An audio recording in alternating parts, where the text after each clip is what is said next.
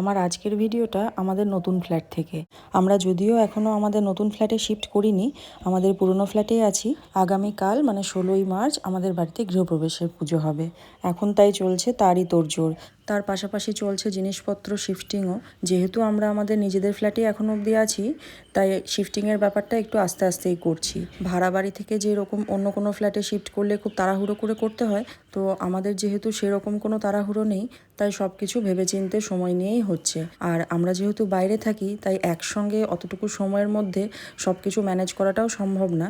তাই যেটুকু দরকার, যেটুকু প্রয়োজন, সেরকম জিনিসপত্র নিয়েই এখন আমরা নতুন বাড়িতে শিফট করছি।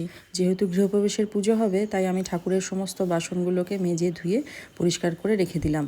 তো চলুন আজকে আমাদের নতুন ফ্ল্যাটটা আপনাদেরকে একটু ঘুরিয়ে দেখাই। এখনও অবধি যেটুকু সাজাতে পেরেছি, কারণ এখনও অনেক কাজ বাকি আছে। পুজোর পর হয়তো সেই কাজগুলো সব কিছু কমপ্লিট হবে। পুজো করতে গেলে যেহেতু একটু বড় জায়গা লাগবে, তাই সোফাটা আমরা এখনও সেভাবে রাখিনি। এটা হচ্ছে আমাদের ড্রয়িং আর ডাইনিং রুম। আর কিচেনটা তো আপনারা দেখলেনই। কিচেনটা যদিও ওরকম ধরনের ছিল না, একটু অন্যরকম ছিল, সেটাকে ভেঙে চুরে আমরা আবার ঠিকঠাক করে অন্যরকম করা হয়েছে। আর আমরা পুরো এই কাজগুলো সমস্ত ইন্টেরিয়ার ডেকোরেটরের মাধ্যমেই করিয়েছি, কারণ লোকাল কার্পেন্টার দিয়ে করানোটা তো সম্ভব না। কারণ আমরা যেহেতু বাইরে থাকি, তো এই সব কাজের মনিটরিং কে করবে? আমাদের হলের সঙ্গে একটা ব্যালকনি আছে, যেটা দিয়ে কলকাতার বেশ কিছুটা অংশ দেখা যায়। আর এটা হচ্ছে আমাদের মাস্টার বেডরুম। এই বেডরুমের সঙ্গেও একটা খুব সুন্দর ওপেন ব্যালকনি আছে। এই ব্যালকনিটা আমার সব থেকে বেশি পছন্দের এখনও অবধি, কারণ সকাল সন্ধে এক কাপ চা হাতে নিয়ে আমি এখানেই সময় কাটাবো বলে ঠিক করেছি। এটা একটা ছোটোখাটো ছাদের মতন বলা যায়, কারণ উপরে কোনো রকম শেড নেই। আর কত সুন্দর কলকাতাটা দেখা যাচ্ছে। আমাদের এই ফ্ল্যাটটা 8 তলার ওপরে। চলুন এবার অন্য রুমগুলোই যাই। এই ফ্ল্যাটটা 3 BHK ফ্ল্যাট। এটা হচ্ছে আর একটা রুম। এই ফ্ল্যাটের জানলা দিয়েও কিন্তু খুব সুন্দর কলকাতাটাকে দেখা যায়। এটার সঙ্গে কোনো ব্যালকনি নেই ঠিকই, কিন্তু এরকম একটা সুন্দর জানলা থাকার জন্য পুরো কলকাতার ভিউটা পাওয়া যায়।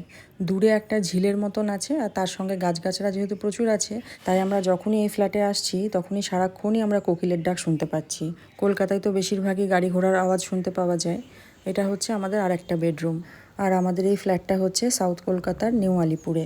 আমাদের এই ঠাকুরের জায়গাটা এখনও ঠিকঠাকভাবে সাজানো হয়নি। বাড়িতে পুজো হবে বলে ফার্নিচারগুলো এদিক ওদিক হয়ে আছে এখনও অবধি, পুরোপুরি সেভাবে সাজানো এখনও হয়নি। এখনও সোফা, টিভি অনেক কিছুই বাকি। বাড়ির প্রতিটা জিনিস, প্রতিটা ডিজাইন, প্রত্যেকটা কালার, মানে যেখানে যা আছে সব কিন্তু আমাদের নিজেদেরই পছন্দ করা। এখন প্রশ্ন হচ্ছে, আপনারা ভাবতে পারেন যে দুবাইতে বসে বসে আমরা এগুলো কিভাবে করলাম। আমরা প্রত্যেক দিন ইন্টেরিয়ার ডেকোরেটরের সঙ্গে phone call, video call, photo, zoom meeting, মানে কিছু বাকি নেই আর কি। এভাবে আমরা কাজগুলো সব করিয়েছি। কারণ প্রচুর একটা কাজ করতে গেলে তো প্রচুর প্রবলেম আসে, অনেক রকম অনেক কিছু আসে। তো আমরা এগুলো সমস্ত কিছু অনলাইনের মাধ্যমেই করেছি। কেবল যখন কলকাতায় এসেছিলাম তখন আমরা ডিজাইনটা ফাইনাল করে গেছিলাম, আর কোথায় কি কালার কম্বিনেশন হবে সেগুলো সব ফাইনাল করে গেছিলাম। এবার ফ্ল্যাটটা যখন সামনে থেকে দেখলাম, তখন অনেক রকম খুঁত, অনেক রকম প্রবলেম এসেছিল। তো সেগুলো এখন একে একে ঠিক হচ্ছে। যাই হোক, আমাদের নতুন ফ্ল্যাট আপনাদের কীরকম লাগলো অবশ্যই কিন্তু কমেন্ট করে জানাবেন।